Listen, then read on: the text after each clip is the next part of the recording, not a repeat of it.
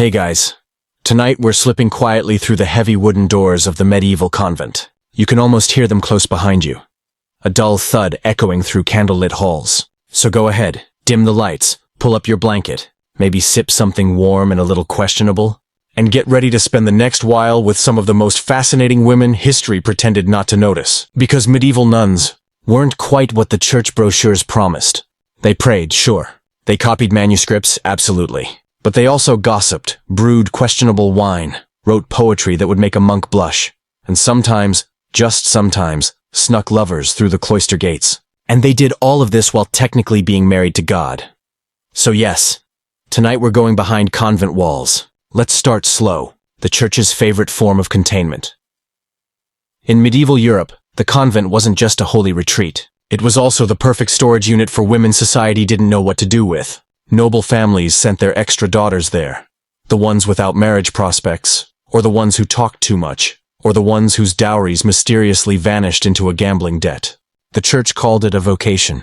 The families called it problem solved. You didn't really choose to be a nun in the 12th or 13th century unless you were very, very lucky, or very, very devout. And even then, most convents were less about divine calling and more about dynastic strategy. You see, the nobility treated nunneries like safe deposit boxes. Got a daughter you don't want married into the wrong family?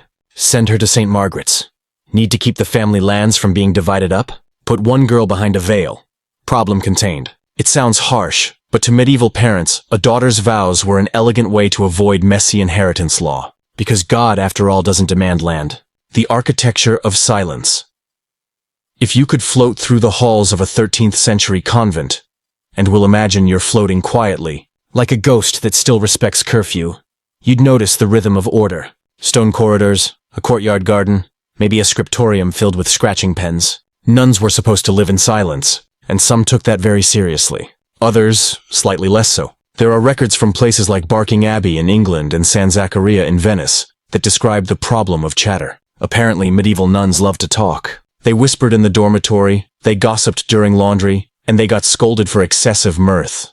Because if there's one thing medieval abbesses couldn't stand, it was fun. But beneath all that silence, something strange happened.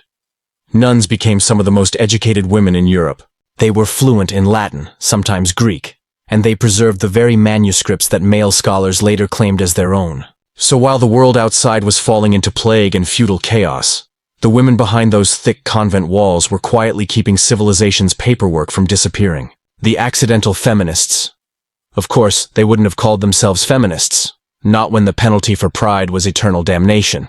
But in practice, convents gave women something they rarely had: autonomy. Inside, they ran their own finances, managed estates, directed servants, and occasionally told bishops to mind their own business. Abbesses, especially, were powerful. Some corresponded with kings, advised on diplomacy, and, in the case of Hildegard of Bingen, wrote music, theology, and medical treatises that men later pretended they invented. Hildegard, by the way, is a perfect example of how strange and brilliant these women could be. She had visions, the kind with cosmic fire and swirling eyes, and she turned them into massive illuminated works of theology. Today we'd call her a genius. In the 12th century, they called her divinely inspired, which was church speak for, we can't explain this, but she seems harmless, so let's publish it. The less holy hobbies. But not every convent was full of mystics and scholars. Some leaned more toward winemaking, fashion design, and mild scandal. Take, for example, the nuns of Santa Caterina in Pisa.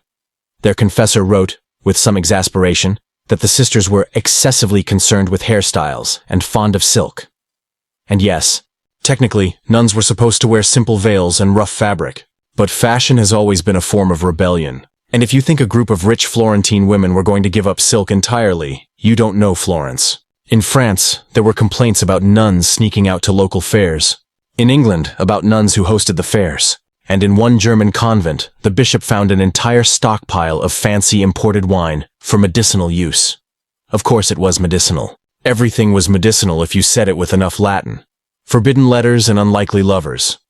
And then there were the letters. So many letters. Some were spiritual, filled with prayers and pious reflections. Others, not so much. One set of 15th century letters from a French convent includes the confessions of a nun who'd fallen in love with a local priest. They wrote to each other in code, which sounds romantic until you remember the church read everyone's mail eventually. When the affair was discovered, she was locked in solitary confinement for the rest of her life. But she kept writing and her notes survived. And honestly, that's the most medieval thing imaginable.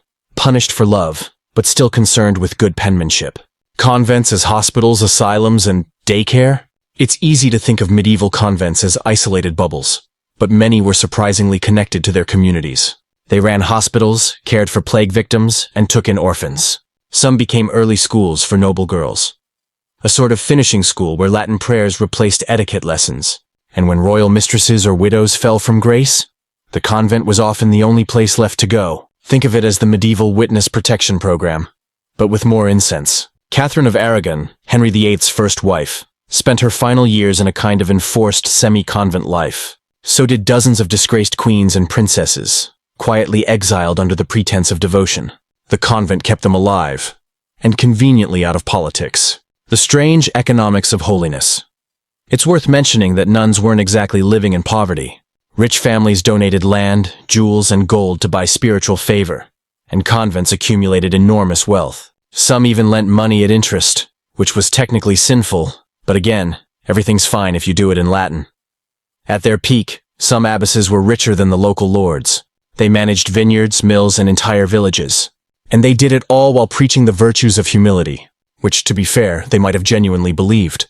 It's just that humility looks different when you're writing about it from a heated chamber with imported tapestries. Let's pause here, because our story's about to move from mild irony to something more complex. We've seen the quiet power of the cloister, the education, the autonomy, the secret vanity. Next, we'll drift into the stranger side, the mystical visions, the forbidden politics, and the moments when holy women became outright rebels. So get comfortable. We're just getting started.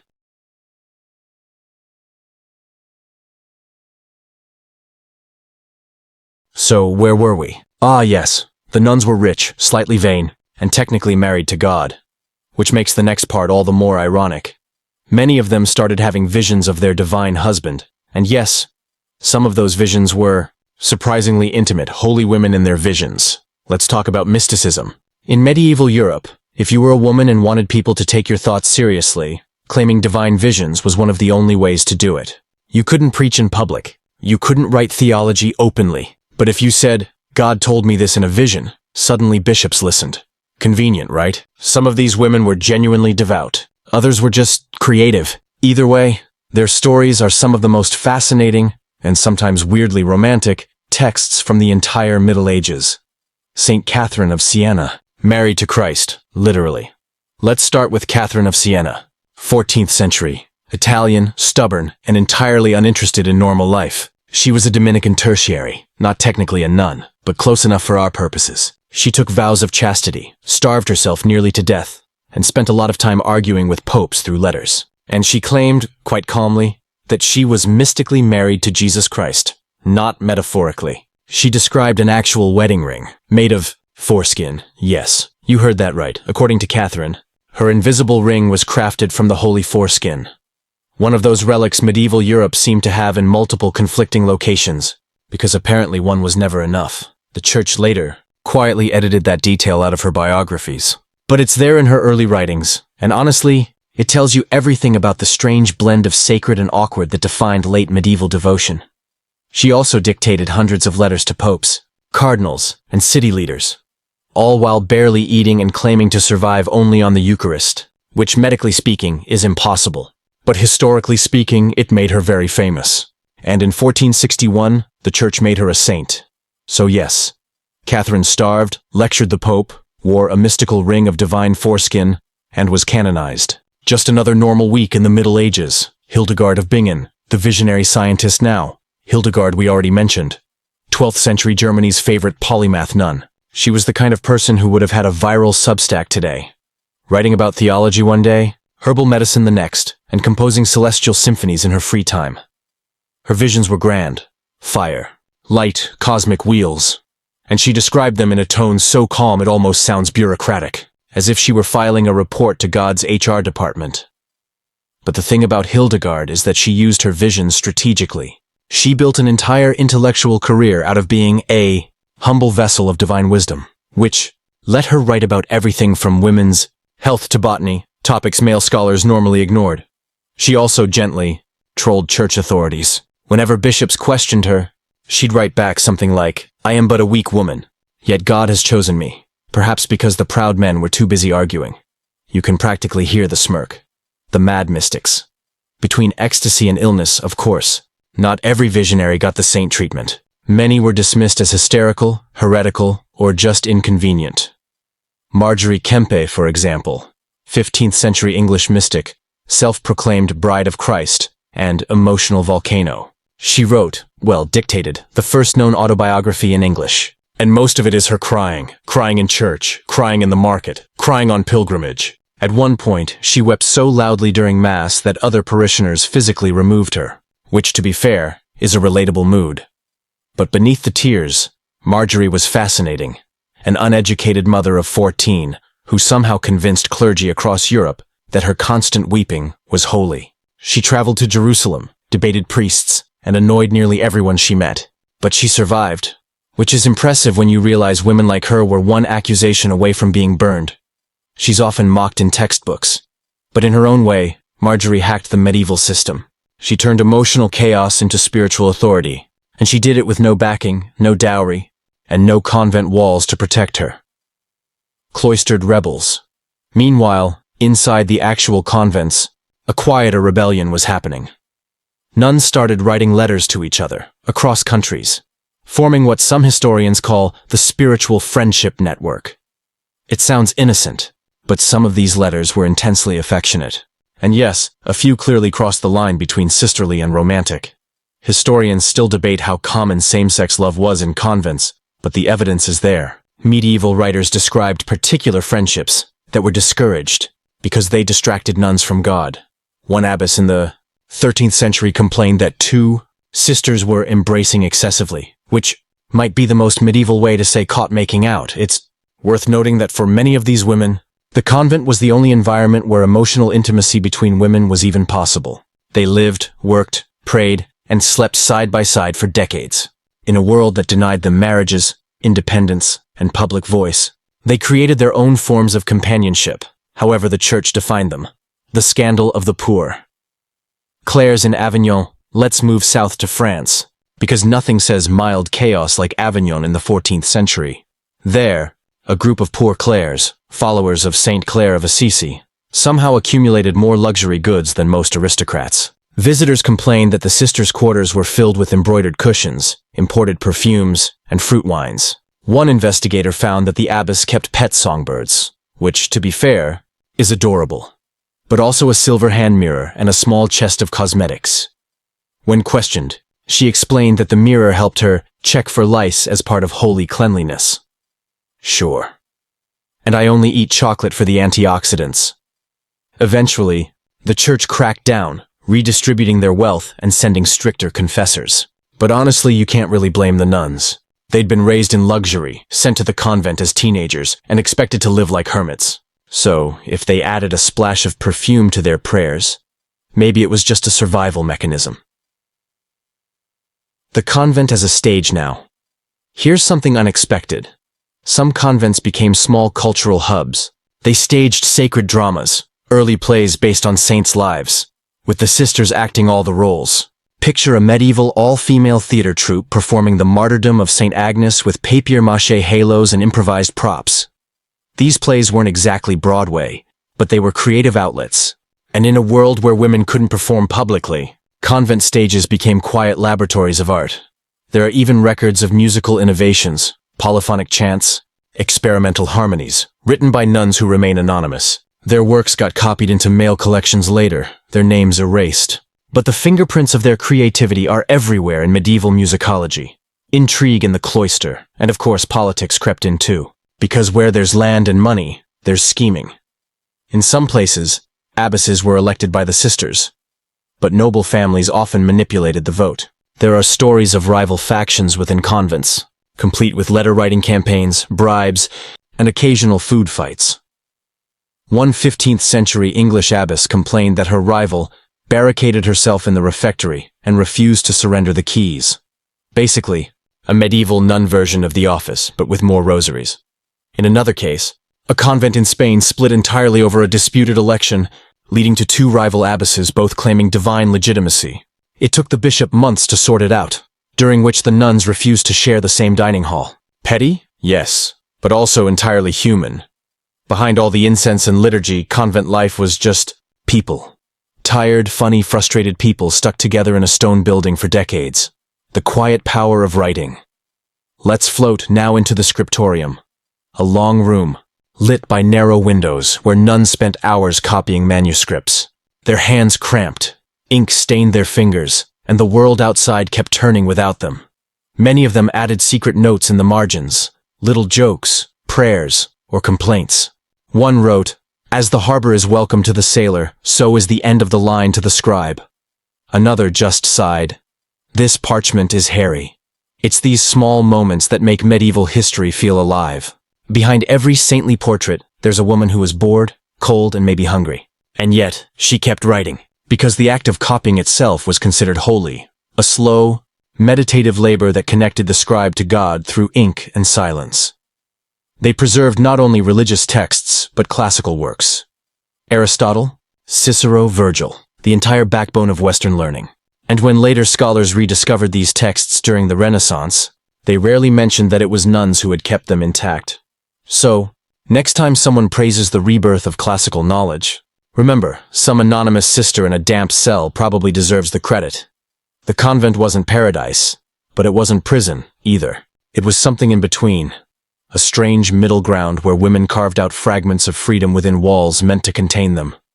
And in that quiet space, they found ways to write, to learn, to dream, and sometimes to rebel.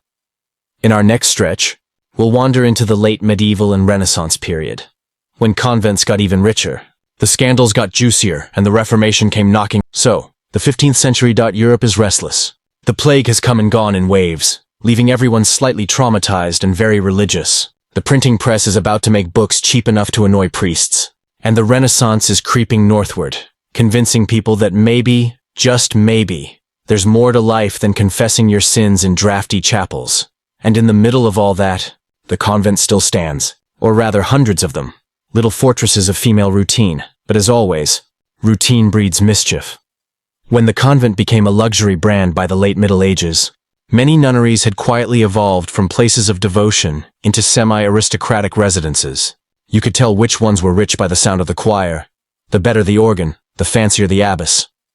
Some orders, like the Benedictines or the Poor Clares, still emphasized poverty and strict enclosure. But others, especially in Italy and France, started to look suspiciously like high-end boarding schools for noble daughters. Families paid enormous dowries to secure their daughters' placement. And with dowries came gifts. Gold chalices, fine fabrics, even property deeds. Abbesses became businesswomen in wimples.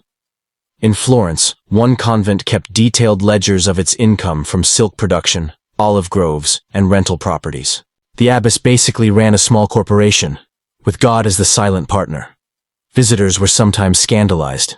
One Venetian ambassador wrote that the nuns he met spoke of worldly matters with great knowledge, and of heavenly ones with moderate interest. Translation: they were over it. Letters, lovers, and locked doors. Now let's talk about the elephant in the cloister: love. Technically, the vow of chastity meant no romantic entanglements whatsoever. But technically, medieval law also said, "Thou shalt not charge pilgrims for relics," and that didn't stop anyone either. There are plenty of recorded cases of priests, monks, and even traveling courtiers having affairs with nuns. Sometimes it was emotional. Sometimes it was not. One of the most infamous examples comes from the 15th century. Sister Isabella of Urbino, an Italian nun who was caught exchanging letters with a local nobleman. The tone of the letters, let's just say, not exactly prayerful. When the affair was discovered, both parties were interrogated. The nobleman denied everything, naturally. Isabella confessed, sort of. She claimed the man had bewitched her, which, in fairness, was the best available legal defense in 1472. She was punished, of course. But the abbess who reported her later discovered to be having her own discreet affair with a visiting friar. So really, glass cloisters, stones, etc., the architecture of control as scandals accumulated, the church started to panic about lax discipline. So they built higher walls. Literally. In many cities, The 15th century saw a shift toward strict enclosure. That meant nuns couldn't leave the convent, not even to visit family. And no men were allowed inside except priests during services. Windows facing the street were sealed. Grills were installed between the sisters and the outside world. It sounds like devotion, but it was also surveillance. The church wanted nuns to be pure symbols of chastity in a world it could barely control. But you know what happens when you trap clever people in silence for too long? They start finding loopholes. The loopholes of the devout in one convent in Milan. The sisters built a small side chamber with a hidden grill where they could chat with visitors under the guise of confession. In Spain, some nuns began writing poetry that used love language directed at Jesus, except the metaphors got so sensual that theologians quietly asked them to tone it down.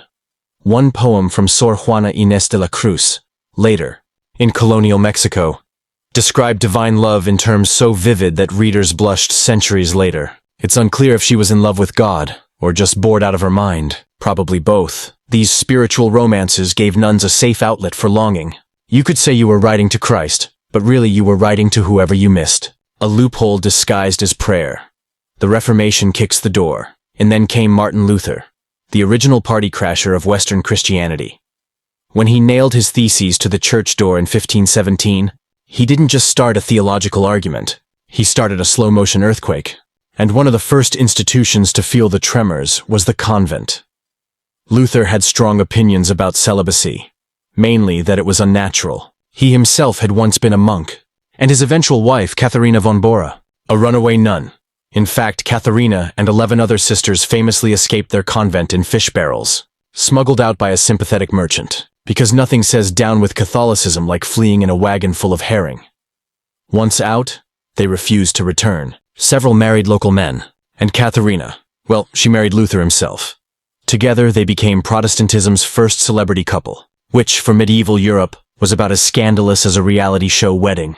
The great uncloistering as Protestantism spread, convents across northern Europe were dissolved.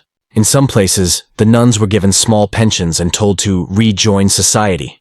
Others resisted, barricading themselves inside until soldiers physically removed them. In England, Henry VIII's Reformation went even further. Monasteries and convents were stripped of their lands, their gold, their libraries. Thousands of manuscripts disappeared overnight. Some were burned for the leather bindings alone, and the women? Some found new homes with relatives. Others wandered, destitute, living on charity.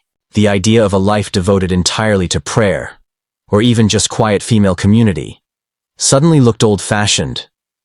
It's one of history's quieter tragedies. Centuries of women's writing, art and labor erased under the banner of reform. The survivors. But not all convents died. In Catholic Europe, Italy, Spain, southern Germany, many endured. They adapted. They became schools, orphanages, hospitals.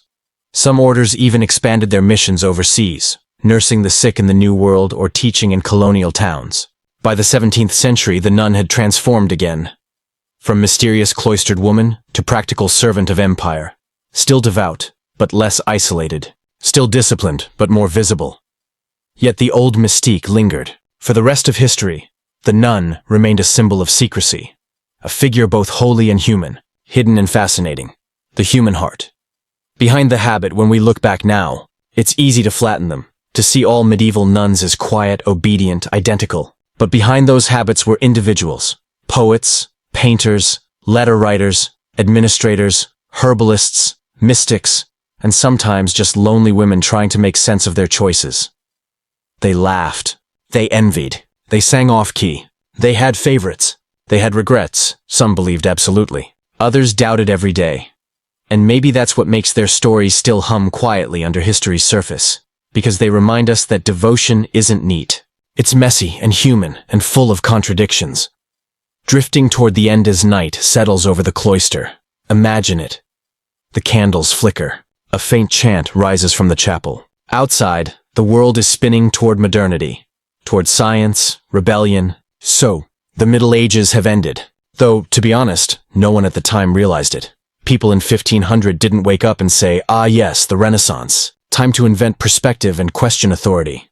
They just kept living, praying, eating, occasionally starting wars. And for nuns, life didn't change overnight. But slowly, the world began to tilt. From walls to windows. After the Reformation's chaos, the Catholic Church had to do some PR cleanup. Monasteries and convents had gotten a bad reputation. Too rich, too secretive, too scandal-prone. The Council of Trent in the mid-1500s basically said, "All right, ladies, no more gossip, no more silk veils, and please, for the love of God, stay behind the grill." But ironically, this crackdown made convents stronger in some ways. They became organized, disciplined, and much more connected to their communities, running schools, hospitals, and orphanages. And because teaching little girls to read was apparently less threatening than owning vineyards, the Church approved. By the 17th century, Europe's nuns were everywhere, tending plague victims in Italy, educating aristocratic daughters in France, translating medical texts in Germany, and, as colonialism spread, boarding ships for faraway lands. The global nun. Let's talk about those voyages. When European empires expanded, the Church sent missionaries, and nuns were part of the package. They crossed oceans to set up convents in the Americas, Africa, and Asia. Imagine spending your entire life behind a wall, and then suddenly being told to sail to Mexico. In the New World, convents became strange hybrids, part monastery, part social hub, part local government office. They offered shelter to widows, educated mixed-race girls, and even loaned money to settlers. It was the same story all over again. Confinement and freedom tangled up together. Some of these women became legends, like Sor Juana Inés de la Cruz, who we mentioned earlier. A 17th-century Mexican nun, scholar, and poet, probably the most brilliant woman in the Spanish colonies. She taught herself Latin by age 8, joined a convent to avoid marriage, and filled her cell with books and scientific instruments. When male theologians tried to silence her, she wrote back a letter so sharp and polite, it could have been a masterclass in passive aggression. Eventually, she was forced to give up writing. But by then, she'd already become a symbol of female intellect in a world that barely allowed it. Centuries later, her words are still studied, and you can almost imagine her, sitting in her cell, smiling faintly at the irony. That obedience sometimes hides rebellion better than defiance ever could. The charity and the needle, meanwhile. In Europe, convents took on a quieter role. They became centers of charity, running soup kitchens, schools, and almshouses. The Industrial Revolution was turning cities into chaos, and the nuns were often the only ones keeping people alive through epidemics and poverty. They also became surprisingly good at business. When funds ran low, many convents produced lace, embroidered vestments, or brewed beer. Yes, nun-made beer, to sell. Apparently holiness pairs nicely with fermentation. And those schools? They weren't just teaching religion. They were producing the first generation of literate women in entire regions. Which means, ironically, that some of Europe's earliest feminist thinkers learned their Latin declensions from very patient nuns. The nun in the Age of Reason. Then came the Enlightenment. That glorious age of philosophy, skepticism, and powdered wigs. Suddenly everyone wanted to question everything, including why on earth thousands of women were still cloistered away behind stone walls. Some governments, like revolutionary France, went full demolition mode. During the French Revolution, convents were closed, their lands seized, and the sisters scattered. Some adapted, taking jobs as teachers or nurses under new secular names. Others quietly kept praying in secret. In the chaos of the Reign of Terror, a few convents even became prisons. So, in a strange historical loop, the places that once confined women for holiness now confined them for politics. When Napoleon came along, he reopened some convents, mostly because he needed hospitals for his endless wars. Practical man, Napoleon. By the 19th century, the nun was no longer a mysterious medieval figure. She was a nurse in a cholera ward, a teacher with ink-stained fingers, a missionary crossing oceans with nothing but a rosary and a constitution of her order. The Victorian obsession with nuns. Meanwhile, Protestant Europe, especially Britain, developed a weird fascination with them. Victorian novels loved mysterious nuns. Pale, silent, glowing in candlelight, usually hiding a tragic backstory. Sometimes they were fallen women seeking redemption. Other times they were secret heroes. Either way, they were dramatic. And because the Victorians were secretly obsessed with Catholic aesthetics while pretending not to be, the image stuck. The nun as a mix of holiness and haunting. Paintings from the 1800s show them in soft light, heads bowed, expressions angelic. But if you look closely, you'll notice that many of those paintings are by men who had clearly never spoken to a real nun. They just liked the idea of one. In truth, the real sisters were busy running boarding schools and dealing with the plumbing. From devotion to discipline. Let's wander quietly into the 19th century, when convents became essentially the backbone of Catholic education. Thousands of orders sprang up across Europe and the Americas, each with its own mission, uniform and slightly passive-aggressive rulebook. Some were strict, some were modern, some were just tired. The daily rhythm was still there. Prayer, study, work, silence. But the world had changed too much for total seclusion to make sense anymore. Electricity came, trains came, students came by the dozens. By 1900, many convents were bustling institutions, not sanctuaries of silence, but schools filled with chatter and chalk dust. The sisters were administrators, bookkeepers, and, reluctantly, disciplinarians. Every generation has a story about the terrifying nun teacher, but behind the ruler smacks, and the strict posture was often someone who'd spent her life keeping hundreds of children, alive and literate on next to no money, and to her, that was service, just as holy as prayer. Modern transformations, the 20th century brought wars, revolutions, and a few existential crises. Convents were bombed, rebuilt, nationalized, and reopened. During both world wars, many nuns worked as nurses on the front lines. Their habits were adapted for practicality. Starched veils became shorter, sleeves rolled up. And while the church was slow to change, reality forced its hand. By the 1960s, the Second Vatican Council officially encouraged religious orders to modernize. Suddenly, the convent didn't have to be sealed off. Nuns could leave, study, even run hospitals and universities. The tone shifted again. Less about penance, more about purpose. The medieval silence gave way to teaching, organizing, activism. Some joined civil rights marches. Some became scientists. A few even got arrested protesting nuclear weapons. Possibly the most unexpected sequel to the rule of Saint Benedict. The ghosts left behind, and yet, the old convents remain. The stone corridors, the worn steps, the echo of distant hymns. Many are museums now or luxury hotels. A few are ruins, their cloisters overgrown. People say they're haunted. By the time we reach the 1700s and 1800s, most people had never actually seen a real nun. They might have passed one on a city street, a figure in black gliding past like a shadow. But the convent itself was invisible. And you know what happens when something is hidden? People start making things up. Ghosts of the cloister Europe, ever fond of its ghosts, quickly populated the empty convents with them. Old abbeys turned into ruins, became the perfect stage for imagination. A lonely cloister, a broken bell tower, ivy creeping over the door. It was only natural that poets and painters filled them with spectral sisters.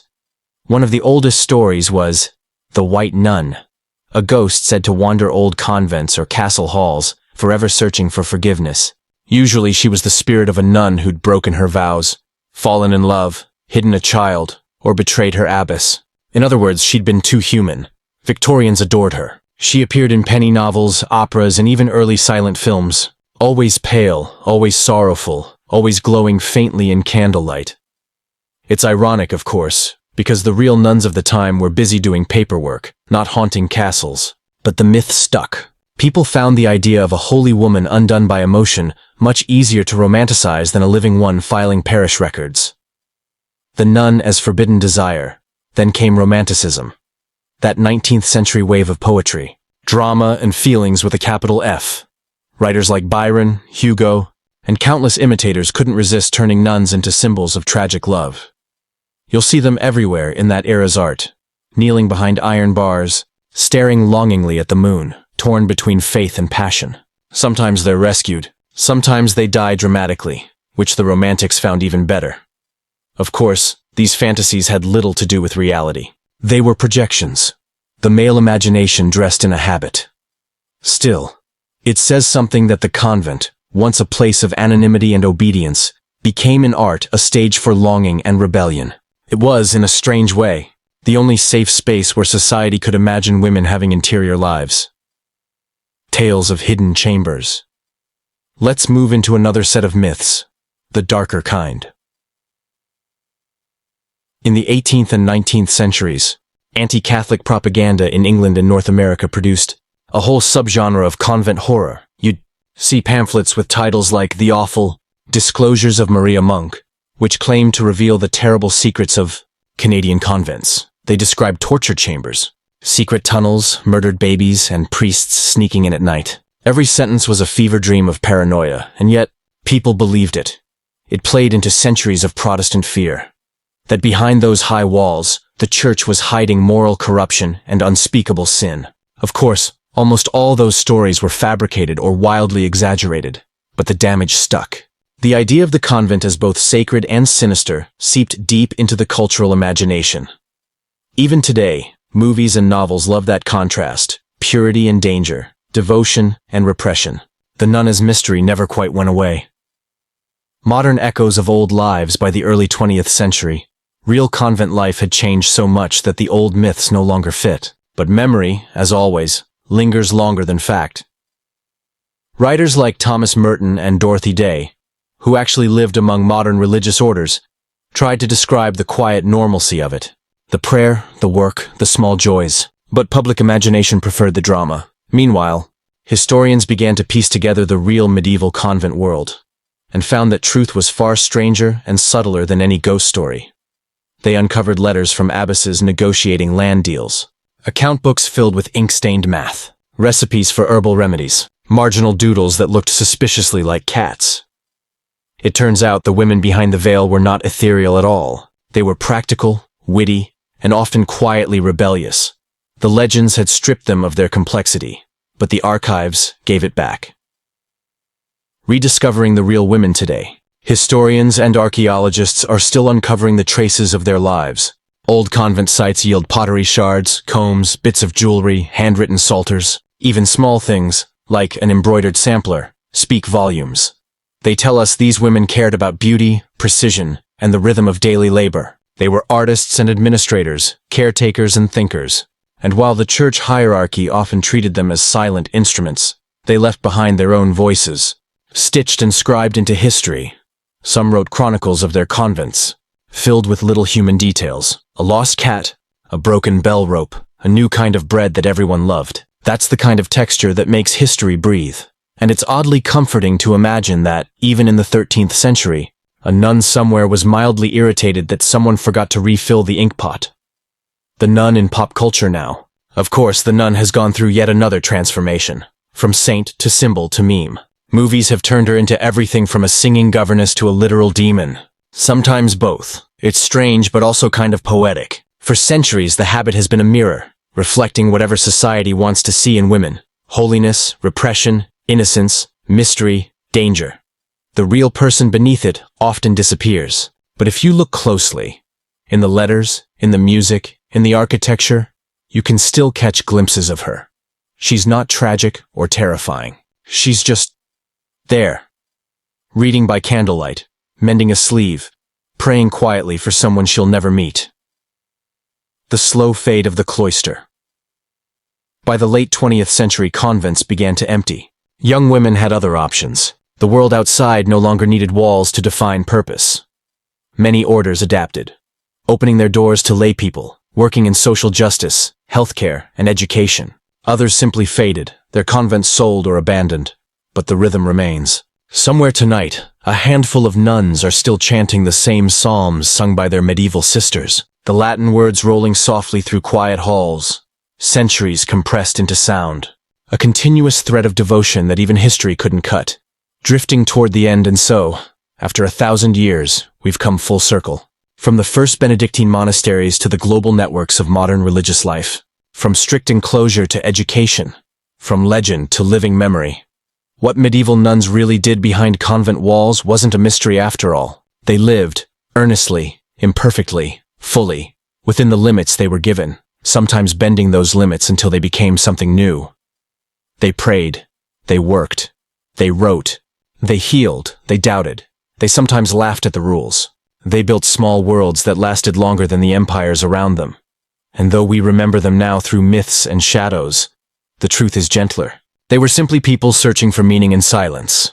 Final whisper. So if you're still awake, congratulations.